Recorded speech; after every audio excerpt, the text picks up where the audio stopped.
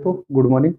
आपका IQ level academy में स्वागत है। अपना चल रहा था राजस्थान के भौतिक भूभाग चल रहे थे। भौतिक भूभाग में हमने दो भूभाग देख लिए थे, मरुस्थलीय भूभाग देख लिया था और अरावली पर्वतीय जो प्रदेश है वो देख लिया था। आज अपना तीसरे नंबर का टॉपिक स्टार्ट होता है पूर्वी मैदानी प्रदेश। मैदानी क्यों बोलते हैं? क्योंकि ये जो प्रदेश है ये पूर्वी मैदानी प्रदेश है, पूर्वी मैदानी प्रदेश है। ठीक है, मैदानी प्रदेश क्यों बोलते हैं इसको? एक्चुअली इस क्षेत्र के अंदर जो नदियां हैं वो अपने पानी के बहाव से जो मैदानों से निर्मित जो भूमि है, इसलिए इसको मैदानी प्रदेश बोलते हैं। पूर्वी मैदानी प्रदेश, पूर्वी मैदानी प्रदेश जो है ये राजस्थान के अंदर 23.09% भूभाग पे है। कितना भूभाग है राज्य का? राज्य का कितना है? 23.9% भूभाग है। ये 9% भूभाग है। ये आपकी 11th क्लास की बुक में है। 11th की जो बुक है उसके अंदर ये दिया गया है आपका 23.9%। बाकी अदर जो किताबें गाइड पढ़ते हैं अपन 23.03% भूभाग दिया गया है। ठीक है, तो ये कितना दिया गया है? 23.9% भूभाग जो है वो अपना राजस्थान के अकॉर्डिंग, राजस्थान की किताबों के अकॉर्डिंग सही है। ठीक है, फिर यहाँ पे जनसंख्या कितनी निवास करती है? जनसंख्या, राज्य की जनसंख्या, क्योंकि इसके अंदर तो राज्य के पढ़ रहे हैं तो राज्य की जनसंख्या 39% जनसंख्या जो है वो यहाँ पे निवास करती है, निवास करती है। जनघनत्व सर्वाधिक है। ठीक है, जनघनत्व जो है वो सर्वाधिक है, सर्वाधिक जो है वो जनघनत्व यहाँ पे है। ठीक है, आगे आता है कि वर्षा कितनी होती है। तो वर्षा का जो क्षेत्र है, वर्षा वर्षा कितनी होती है? 50 से लेके 80, कुछ किताबों में 90 भी मिलेगा, कुछ में 100 भी मिलेगा। ठीक है, 50 से लेके 80। ये जो अरावली है ये आपको सम रेखा क्षेत्र में बांट देती है, सम वर्षा रेखा क्षेत्र में, सम वर्षा रेखा क्षेत्र में। रेखा जो क्षेत्र है समवर्षा रेखा क्षेत्र है 50 सेंटीमीटर का, 50 सेंटीमीटर वर्षा रेखा क्षेत्र में बांट देती है। तो इसके इस साइड में बढ़ती जाएगी, यहाँ 50 है, यहाँ 60 है, यहाँ 70 है, यहाँ 80 है, यहाँ 90 हो जाती है। ठीक है, तो वर्षा रेखा जो है 50 वो बांट देती है। तो वर्षा कितनी आएगी? इतनी 50 से 80। जलवायु कैसे आएगी? जलवायु, जलवायु जलवायु देखो, यदि भारत के लिहाज से देखा जाए तो ये अर्धशुष्क क्षेत्र में आता है, और यदि राजस्थान के लिहाज से इसकी जलवायु बांट दी जाती है तो राजस्थान के लिहाज से ये आर्द्र जलवायु में आगा। आर्द्र मतलब गीला होगा, ये अच्छी बरसात यहाँ पे होती है, अच्छी फसल यहाँ पे होती है। कुएं नलकूपों से पानी ज्यादा आता है, कुओं नलकूपों का, नलकूप जो होते हैं उनका पानी ज्यादा यूज लेते हैं, पानी ज्यादा होता है, मतलब सिंचाई होती है इसकी। ठीक है, कुएं नलकूपों से पानी ज्यादा सिंचाई होती है। ठीक है, फिर आती है कि इसके अंदर मिट्टी कैसी है। मिट्टी की बात आती है, मिट्टी, मिट्टी तो मिट्टी स्वाभाविक सी बात है, यहाँ पे नदियां हैं, यहाँ पे बनास है, चंबल नदी है, पाणगंगा नदी है। ठीक है, माही नदी साउथ में, ये माही का क्षेत्र हो जाता है। तो नदियां जो होगी तो नदियां जल के द्वारा बहा के लाई गई मिट्टी को क्या बोला जाता है? जलोढ़, लोएस्ट मिट्टी बोला जाता है, जलोढ़। कौन सी मिट्टी होगी? जलोढ़। जलोढ़ मिट्टी सबसे ज्यादा उपजाऊ होती है, और एक होती है इसके अंदर दोमट मिट्टी। कौन सी होती है? दोमट, दोमट मिट्टी, दोमट मिट्टी। अब हम लोग देखते हैं कि नदी बह के आती है, नदी जो है वो बह के आ रही है। ठीक है, ये डायरेक्शन है नदी की। तो ये जो नई मिट्टी आ रही है, नई मिट्टी, मिट्टी का नाम तो जलोढ़ है, इस क्षेत्र तक यहां तक जो कवर करेगी वो जलोढ़ मिट्टी होगी, जलोढ़ होगी, लोएस्ट मिट्टी होगी, जलोढ़ मिट्टी होगी। ये जो नई मिट्टी आ रही है हर साल नदी के साथ बह के, इसको बोला जाता है खादर, खादर बोला जाता है। और ये जो पुरानी बाहर की जो मिट्टी होती है इसको बोला जाता है बांगर, बांगर बोला जाता है। ठीक है, तो खादर हो गया, बांगर हो गया, जलोढ़ मिट्टी अपनी हो गई। तो मिट्टी कैसी है यहाँ पे? जलोढ़ और दोमट मिट्टी है, बहा के लाई गई मिट्टी है। ठीक है, फसल के लिए बहुत इंपॉर्टेंट है। यहाँ का जनघनत्व है, राजस्थान के अंदर जो जनघनत्व है वो इसी क्षेत्र में आते हैं। अब जिलों की बात आती है, जिले कितने हैं इसमें? जिले, तो जिले देखो इसके अंदर मुख्य तौर पे 12 जिले आते हैं। वैसे तो एक दो जिलों का और क्षेत्र लगता है, लेकिन मुख्य तौर पे इसके अंदर 12 जिले आते हैं। कुछ किताबों के अंदर 10 जिले दे रखे हैं, 10 जिले दे रखे हैं। तो हम इसका यदि डीपली अध्ययन करते हैं तो 12 जिले हमारे सामने निकल के आते हैं। ठीक है, अब जो पूर्वी मैदानी प्रदेश है इसको हम 3 भागों में बांटते हैं, 3 भागों में। पहला चंबल नदी बेसिन, चंबल जो नदी का बेसिन है, चंबल नदी बेसिन। दूसरा आपका बनास, और तीसरा माही आ जाता है। दूसरा बनास नदी बेसिन, नदी बेसिन, और तीसरा है माही नदी बेसिन, तीसरा है माही नदी बेसिन। माही जो नदी है वो कर्क रेखा को दो बार काटती है, माही नदी बेसिन। ठीक है, अब इनका विस्तार से खोल के वर्णन देख लेते हैं। आगे आता है अपना चंबल नदी क्षेत्र। चंबल नदी क्षेत्र की क्या खास बात है? उत्कलात जो स्थलाकृति है वो बनाता है। उत्कलात स्थलाकृति मतलब ऊबड़ खाबड़ जमीन इसके रास्ते के अंदर आती है, उसको उत्कलात स्थलाकृति बोलते हैं। ठीक है, ये जो है ये 6 जिलों के अंदर बहती है चंबल। चंबल जो है वो 6 जिलों की सीमाओं को टच करती है, 6 जिलों के अंदर निकलती है, जिसके अंदर कुछ स्पेशल आते हैं। आपका सवाई माधोपुर आ गया, करौली आ गया, कोटा आ गया, भरतपुर आ गया। ठीक है, सवाई माधोपुर आ गया, कोटा, करौली, भरतपुर। ठीक है, एक आपका धौलपुर आ जाता है, धौलपुर से तो आगे बाहर निकल जाती है ना, धौलपुर आ गया, भरतपुर से धौलपुर आ गया। ठीक है, इन जिलों के अंदर ये बहती है। अब बात आती है कि इसके अंदर एक बीहड़ पट्टी होती है, बीहड़ पट्टी, बीहड़ पट्टी। बीहड़ पट्टी वैसे तो देखो, बीड़ किसको बोला जाता है? जो घने सारे जंगल, जो पेड़ पौधे लगे होते हैं उसको बीड़ क्षेत्र बोला जाता है। ये बीहड़ पट्टी जो है ये 4500 किलोमीटर के अंदर, किलोमीटर एरिया के अंदर फैली हुई है। बीहड़ पट्टी जो है ये 4500 किलोमीटर एरिया के अंदर कोटा से धौलपुर तक फैली हुई है। कहां से? कोटा से धौलपुर तक, कोटा से धौलपुर जो है उस तक क्या फैली हुई है? बीड़ पट्टी फैली हुई है। आगे जो बात आती है कि बीड़, अब आता है बीहड़ क्षेत्र। बीहड़ ये कहां पे है? सवाई माधोपुर, करौली, सवाई माधोपुर, करौली जो क्षेत्र है आपका, और धौलपुर का जो क्षेत्र है उसके अंदर करौली, धौलपुर और सवाई माधोपुर के क्षेत्र में बीड़ है, बीड़ है, धौलपुर।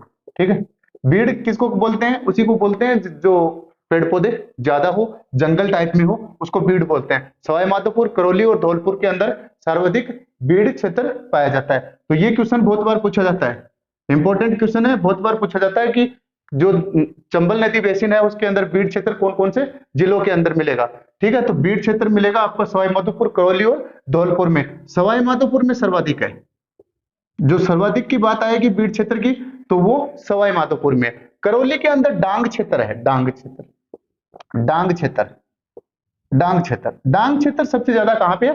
करौली में। डांग क्षेत्र होता क्या है कि जो पहाड़ियां हैं, वहां की लोकल पहाड़ियां हैं करौली की, उनको स्थानीय भाषा में डांग बोलते हैं। ऊबड़ खाबड़ जो पहाड़ियां ना, है ना, पहाड़ियों को स्थानीय भाषा में क्या बोलेंगे?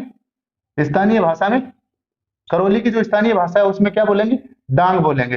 ये डांग जो है ना, इसको डाकुओं का घर बोला जाता है, डाकुओं का घर, डाकुओं का घर, डाकुओं का जो घर है, यहीं से आपकी फूलन देवी वगैरह जो भी आपकी डाकू बनी थी, बाद में समाजवादी पार्टी से सांसद भी बन गई थी।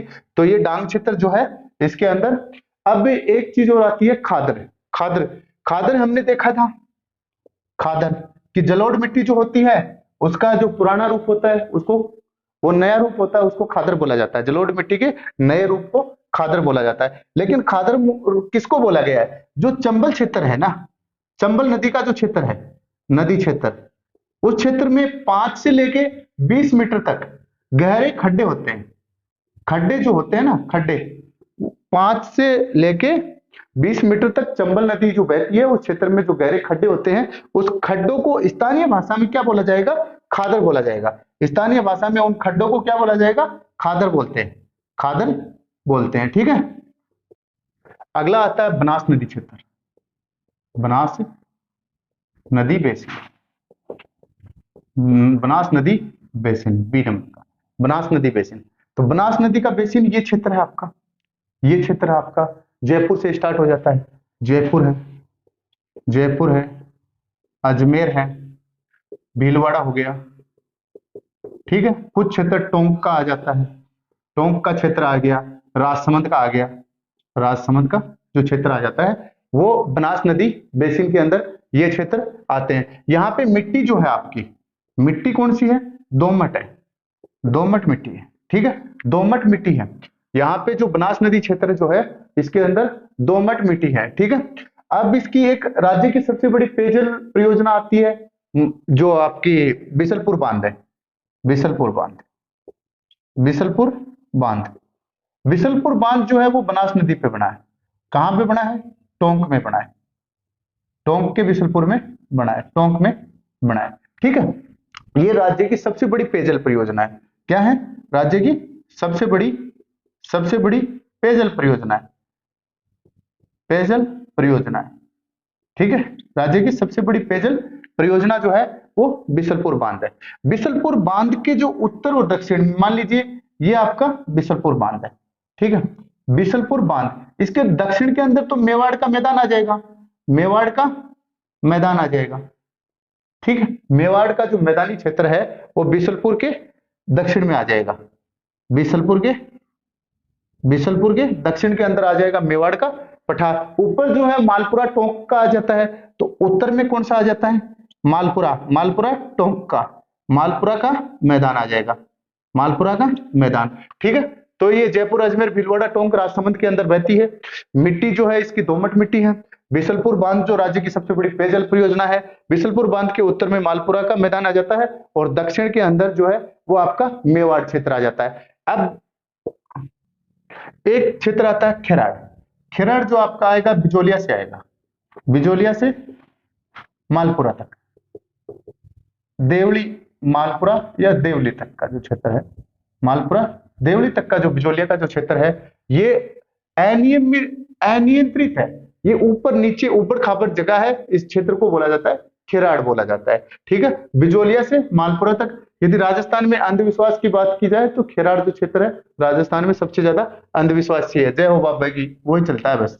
ठीक है, तो यहाँ पे थोड़ा एजुकेशन का माहौल कम है। और बिजोलिया देवली का जो क्षेत्र है, यहाँ ये जो क्षेत्र को क्या बोला जाएगा? खेराड़ बोला जाएगा। एक माल खेराड़ बोला जाएगा। माल खेराड़ जो होगा वो मालपुरा से स्टार्ट होगा, मालपुरा से, जो आपका टोंक का मालपुरा है ना, वहां से स्टार्ट होगा और टोंक तक चलेगा, टोंक तक। मालपुरा से टोंक तक जो क्षेत्र चलेगा उस क्षेत्र को माल खेराड़ बोलते हैं। तो दो ही नाम है इसके अंदर आपके जो बनास बेसिन के अंदर। एक तो क्योंकि बनास नदी को पूरा विस्तार से तो नदी अपवा क्षेत्र के अंदर पढ़ लेंगे अपन, तो खेराड़ जो क्षेत्र है वो बिजोलिया मालपुरा, बिजोलिया और देवली का जो क्षेत्र है उसको खेराड़ बोला जाता है। और जो माल खेराड़ जो है, माल खेराड़ मालपुरा से लेके टोंक तक, माल का मतलब मालपुरा और आगे टोंक तक है, ये टोंक तक है, खेराड़ है बिजोलिया तक है। ठीक है, आगे आता है माही बेसिन। माही बेसिन जो है वो आपका आता है डूंगरपुर, बांसवाड़ा और प्रतापगढ़, 3 जिलों के अंदर जो आता है वो माही नदी का बेसिन आता है। यहाँ पे जो आदिवासी जो हैं, आदिवासी जो लोग यहाँ पे ज्यादा हैं, SC ST का बहुल है, तो आदिवासी जो लोग हैं यहाँ पे वालरा कृषि करते हैं, वालरा कृषि करते हैं। वालरा कृषि वही स्थानांतरित कृषि है, आदिवासियों द्वारा की जाने वाली परंपरागत तरीके से की जाने वाली कृषि वालरा कृषि है। ये आपके पहाड़ी क्षेत्र में होगा, पहाड़ी तो चिमाता होगा। क्या होगा? चिमाता, क्योंकि माता जो है वो पहाड़ पे रहती है। दूसरा जो आपका मैदानी क्षेत्र में होगा, मैदानी क्षेत्र में उसको बोला जाएगा दजिया क्षेत्र, दजिया बोला जाएगा उसको। चिमाता और दजिया बहुत बार पूछा जाता है, वालरा कृषि जो है वो भी बहुत बार पूछा जाता है। एक आता है 56 का मैदान, 56 का मैदान। 56 का जो मैदान है ये आपका आता है डूंगरपुर और प्रतापगढ़ के अंदर आता है, डूंगरपुर प्रतापगढ़ में। 56 का जो मैदान है वो डूंगरपुर और प्रतापगढ़ के अंदर 56 नदी नाले गांवों का जो समूह होता है उसको 56 का मैदान बोलते हैं। ये क्या है? 56 जो नदी नाले वो गांव का जो समूह है, गांव के समूह को मिलाकर इसको 56 बोलते हैं। ठीक है, तो ये आ गया आपका 56 का मैदान। ठीक है, फिर एक आता है यहाँ पे बांगड़ प्रदेश, बांगड़ प्रदेश। अब बात आती है इस टिमके की कि इसका क्या परिसर है। बांगड़ प्रदेश के अंदर तो आपका डूंगरपुर हो जाएगा, डूंगरपुर और आपका बांसवाड़ा हो जाएगा, डूंगरपुर और बांसवाड़ा। देखिए ध्यान रखिए 56 का जो मैदान है वो डूंगरपुर और प्रतापगढ़ के अंदर है, और ये 56 नदी नाले का जो गांव का एक समूह है इसको 56 बोलते हैं स्थानीय भाषा में। ये जो बांगड़ प्रदेश है, बांगड़ प्रदेश के अंदर ये नीचे वाले 2 क्षेत्र आ जाएंगे, ये वाले जो क्षेत्र है, ये नीचे वाले दो क्षेत्र जो है ये बांगड़ के अंदर आ जाएंगे। डूंगरपुर और जो बांसवाड़ा जो है वो बांगड़ क्षेत्र में आ जाएंगे। अब एक आता है बागड़ क्षेत्र। बागड़ क्षेत्र ये किसको बोलते हैं? शेखावाटी को बोलते हैं। शेखावाटी स्पेशल चूरू को जरूर बोलते हैं। चूरू का जो क्षेत्र मिल जाता है बागड़ बोलते हैं। ये बागड़ प्रदेश है और ये बांगड़ प्रदेश है। एक यहाँ की आपकी आती है माही बजाज सागर परियोजना, जो यहाँ की सबसे बड़ी सिंचाई परियोजना है। सिंचाई परियोजना कौन सी आती है? माही बजाज सागर परियोजना। माही बजाज सागर परियोजना, परियोजना जो है वो राज्य की सबसे बड़ी, यहाँ की जो आदिवासियों की जो है, आदिवासियों की सबसे बड़ी सिंचाई परियोजना है। सबसे बड़ी है, ठीक है। सबसे बड़ी सिंचाई परियोजना जो है वो माही बजाज सागर सिंचाई परियोजना है, जो आदिवासियों की सबसे बड़ी सिंचाई परियोजना है, ठीक है। अगला जो चौथा क्षेत्र जो आता है वो ये क्षेत्र आता है अपना, जिसका नाम है दक्षिण पूर्वी पठार। दक्षिण पूर्वी पठार या इसका अन्य नाम होता है हाड़ौती पठार। हाड़ौती पठार, ठीक है। हाड़ौती पठार भी इसको बोला जाता है। ये 4 जिलों के अंदर है। 4 जिले कौन से हैं? कोटा, बारां, बूंदी और झालावाड़। कोटा, बारां, बूंदी और झालावाड़। कौन सा है? कोटा, बारां, बूंदी और झालावाड़। मतलब कहने का मतलब ये एक जो आपका संभाग है कोटा संभाग, अकेले कोटा संभाग में ही इसका विस्तार है, ठीक है। इसमें 11% जनसंख्या रहती है। 11% जनसंख्या जो है वो निवास करती है। इसके अंदर 11% जनसंख्या निवास करती है और 6.84% या लगभग 7% जिसको कह सकते हैं, 7% क्या है? ये राज्य का क्षेत्रफल का हिस्सा है। क्षेत्रफल का हिस्सा है, ठीक है।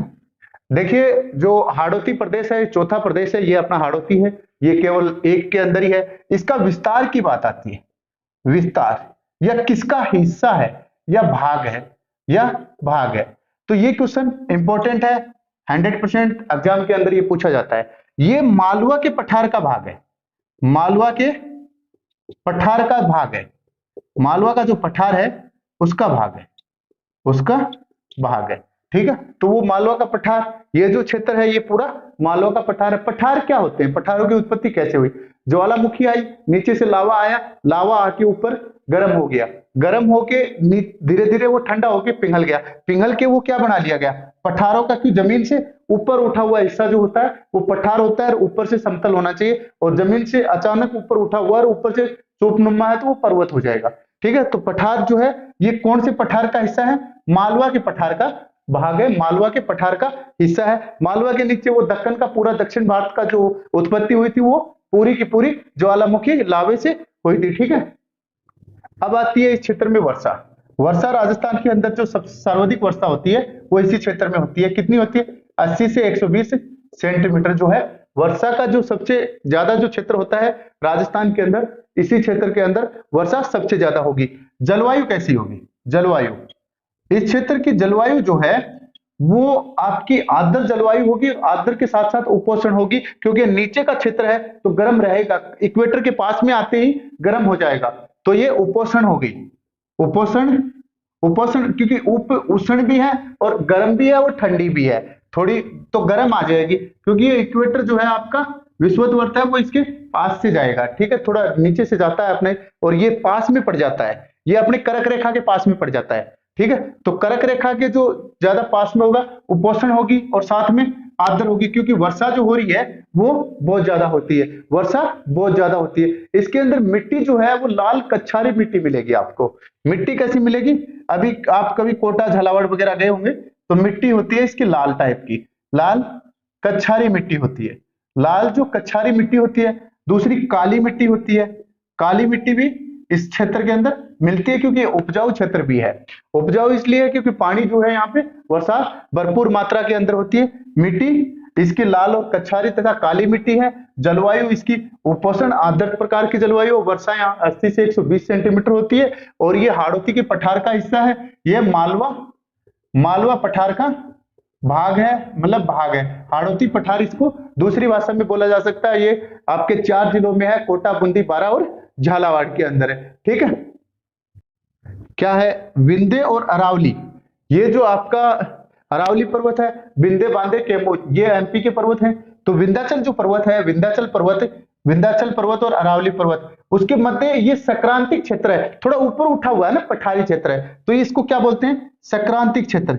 संक्रांतिक क्षेत्र है ये, दोनों के बीच के अंदर थोड़ा ऊपर उठा हुआ क्षेत्र है, तो ये क्वेश्चन भी अच्छा बनता है, ये संक्रांतिक क्षेत्र है। ठीक है, ठीक है। अब हाड़ौती पठार के अंदर क्या आती है, बूंदी और मुकुंदरा की पहाड़ियां। मुकुंदरा की पहाड़ियां के अंदर आपको पता है मुकुंदरा हिल्स टाइगर रिजर्व है, ये और नेशनल पार्क बना हुआ है। बूंदी और मुकुंदरा की पहाड़ियां हैं वो अर्धचंद्राकार पहाड़ियां, आजकल यहां से क्वेश्चन ज्यादा पूछे जाते हैं हाड़ौती पठार से। ठीक है, अर्धचंद्राकार पहाड़ियां हैं। बूंदी पहाड़ी का जो सबसे ऊंचा जो चोटी है वो संतूर है, बूंदी पहाड़ी की सबसे ऊंची चोटी संतूर है, और मुकुंदरा पहाड़ी की जो सबसे ऊंची चोटी है वो चंदवाड़ी है। कौन सी है, चंदवाड़ी।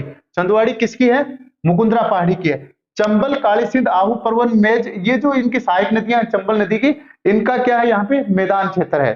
ठीक है, आगे शाहबाद का उच्च क्षेत्र, शाहबाद का उच्च क्षेत्र कहां पड़ेगा आपका, बारां में पड़ेगा। फिर ये बारां वाला जो क्षेत्र है ये वाला, और फिर एमपी वाला, इस पूरे क्षेत्र को शाहबाद का उच्च क्षेत्र बोला जाता है। रामगढ़ जो बारां के अंदर है, बारां में है ना रामगढ़, बारां, रामगढ़ में घोड़े के नाल की आकृति मिलती है, पहाड़ियों की कुछ आकृति ऐसी मिलती है जो घोड़े के नाल जैसी हो, तो रामगढ़ के अंदर घोड़े के नाल जैसी आकृति मिलती है। और डंग गंगाधर जो आपका उच्च भूमि क्षेत्र है वो झालावाड़ का ये जो क्षेत्र है इसको डंग गंगाधर उच्च भूमि क्षेत्र बोला जाता है। ठीक है, ठीक है। अब भी हमने देख लिया अर्धचंद्राकार जो आपका क्षेत्र था वो देख लिया, नदी निर्मित जो चंबल की नदी निर्मित मैदान थी वो देख ली, शाहबाद का उच्च स्थल हमने देख लिया था, ये कहाँ है, बारां में। ठीक है, शाहबाद का उच्च, झालावाड़ का पठार, ये झालावाड़ का पठार है, और इसके जो जस्ट नीचे अंदर आपका डग गंगाधर क्षेत्र आ गया। फिर आता है एक भाकर प्रदेश दिया हुआ है। भाकर प्रदेश जो है वो सिरोही के उत्तर पूर्वी क्षेत्र में, सिरोही के उत्तरी पूर्वी क्षेत्र में जो कटकनुमा पहाड़ियां जो है ना उनको क्या बोला जाएगा, भाकर बोला जाएगा। भाकर सिरोही की जो कटकनुमा पहाड़ियां हैं उन सारे ग्रुप को क्या बोला जाएगा, भाकर बोला जाएगा। ठीक है, देशहरो, देशहरो जो अपना उदयपुर के अंदर है, उदयपुर में, उदयपुर के अंदर जरगा और राणा पर्वत जो है उनके बीच के अंदर जो हमेशा पेड़ पौधे जो होते हैं वो हमेशा हरा रहता है, तो इसलिए उसको क्या बोला जाता है, देशहरो। आगे होता है मगरा, मगरा ये जनजाति विहीन इलाका है, और यह अपना किसका है, अजमेर के अंदर है, ये अजमेर में मगरा। ठीक है, मगरा जो है वो अजमेर के अंदर है। मगरा की जो मोती मगरा, कोई भी मगरा की जो पहाड़ियां आती हैं तो मगरा के नाम से यदि कोई पहाड़ी आएगी ना मगरा नाम से तो वो अजमेर में होगी। ठीक है, अजमेर के अंदर मगरा नाम की सारी पहाड़ियां होंगी। एक आता है त्रिहद गांव, त्रिहद गांव, त्रिहद गांव, त्रिहद जो गांव है ये किसका है, बांसवाड़ा का है। त्रिहद गांव जो है ये बांसवाड़ा का है। इसको त्रिहद क्यों बोला जाता है, पहले तो इसका नाम ही इस टाइप से निकाला गया है, त्रिहद बोल दिया इसको। तो इसके अंदर क्या होता है, त्रिहद जो गांव है बांसवाड़ा का, उसमें एमपी की, राजस्थान की और तीसरी गुजरात की, गुजरात की, इन तीनों की सीमा जो है इस अकेले गांव पे लगती है। ये एकमात्र ऐसा गांव है राजस्थान का जिसकी 3 राज्यों से सीमा लगती है, वो आपका बांसवाड़ा का त्रिहद गांव है। एक आता है मेरा, मेरा ये क्या है, ये मिट्टी है, मिट्टी है ये, मेरा जो है ये मिट्टी है, ये हनुमानगढ़ की मिट्टी है। ये बहुत जल्दी सूख जाती है, पूरे भराव के बाद पूरी सूख जाती है, और सूखने के बाद क्या हो जाती है, इसमें फसल बहुत अच्छी होती है। मेरा जो है ये मिट्टी है, पूछा जा सकता है मेरा मिट्टी राजस्थान में कहाँ मिलती है तो मेरा मिट्टी जो है आपकी वो राजस्थान के हनुमानगढ़ के अंदर मिलती है। आगे आता है गंगानगर का एक गांव है, थरीसी छोटी गांव बोला गया उसको, क्या बोला गया, थरीसी छोटी गांव, छोटी गांव। ये अभी थोड़े दिन पहले भारत सरकार ने कहा था कि गंगानगर का थरीसी छोटी गांव जो है ये एकमात्र देश का पहला गांव है जो सुनियोजित तरीके से बसा हुआ है। जैसे अपना जयपुर है, बगदाद है, कैनबेरो है, तो कुछ जो है आपके कैनबेरो है, बगदाद है और अपना जयपुर है, वो बहुत सुनियोजित तरीके से बहुत सालों पहले ही बसा लिए गए थे। वैसे एकमात्र वो तो बड़े शहर हो गए ये अपना गांव है। गांव कहाँ का है, गंगानगर का है, गंगानगर का थरीसी गांव है, थरीसी छोटी गांव। एक्चुअली इस टाइप के नाम कैसे होते हैं वहां पे, तो ये जो क्षेत्र है गंगानगर का, जो चैनल के और पॉइंटों के नाम होते थे वही गांवों के नाम रख दिए गए हैं। जो ये अपनी नहर आती है आईजीएनपी, इंदिरा गांधी नहर, इंदिरा गांधी नहर परियोजना की जो नहर आती है ना, तो उस नहर के ऊपर जहां जहां वाटर टैंक बने रखे हैं छोटे छोटे रिसोर्सेज के लिए, तो वहां पे उसके ऊपर 3C 3B 2A इस टाइप का, ये छोटा है, इस साइज का छोटा है, ये बड़ा है, तो इस टाइप के यहाँ के जो गांव है ना वो बड़े अजीब टाइप के नाम मिलेंगे, वो आपके बहुत कोडिंग डिकोडिंग वर्डों के नाम मिलेंगे। तो 3C छोटी गांव जो है वो आपका गंगानगर का गांव है, जो भारत का पूरा सुनियोजित तरीके से बसा हुआ है। मेरा मिट्टी हनुमानगढ़ की है, पूछा जा सकता है आने वाली एग्जाम के अंदर। ये बहुत जल्दी फसल को पका लेती है और इसकी जो क्षमता होती है पानी को सुखाने की, जल भराव की क्षमता ये मिट्टी खत्म करती है। ठीक है, आगे अपने मगरा देख लिया, देशरो देख लिया, भाकर देख लिया। ये जो 5 क्षेत्र हैं ये आपके दक्षिण पूर्वी पठारी, आजकल क्वेश्चन पठारी क्षेत्र का आता है, और जो पठारी क्षेत्र है लगभग 450 मीटर से और 500 मीटर तक ये समुद्र तल से ऊंचा हुआ है। ऊंचाई जो होती है किसी भी चीज की समुद्र तल से क्यों नापते हैं? क्योंकि पूरी दुनिया के अंदर पानी का लेवल लेने के लिए पानी काम में लेते हैं, तो पूरी दुनिया का पानी का लेवल क्या है? एक है। इसलिए हम कोई भी चीज की जो ऊंचाई नापेंगे ना तो वो समुद्र तल से, धरातल से नापेंगे तो वो ऊपर नीचे हो जाएगी। ठीक है दोस्तों, ये जो अपना राजस्थान का प्रमुख भूआकृतिक प्रदेश और उनकी विशेषताएं, पूरा जो टॉपिक है अपना कंप्लीट होता है। बाकी अगला जो टॉपिक होगा वो इसकी जलवायु स्टार्ट करेंगे। बाकी राजस्थान का ये पूरा टॉपिक, और वीडियो को यार थोड़ा बहुत शेयर, लाइक, सब्सक्राइब वगैरह कुछ तो किया करो यार, ऐसा क्या हो गया? ठीक है, बाकी आपके बहुत सिलेक्टेड किताबों से, बहुत ऑथेंटिक चीजों से नोट्स बनाए हुए हैं। कोई भी आने वाले एग्जाम या पीछे के एग्जाम आप उठा के देख लीजिए, लगभग क्वेश्चन यहीं से आते हैं। ठीक है।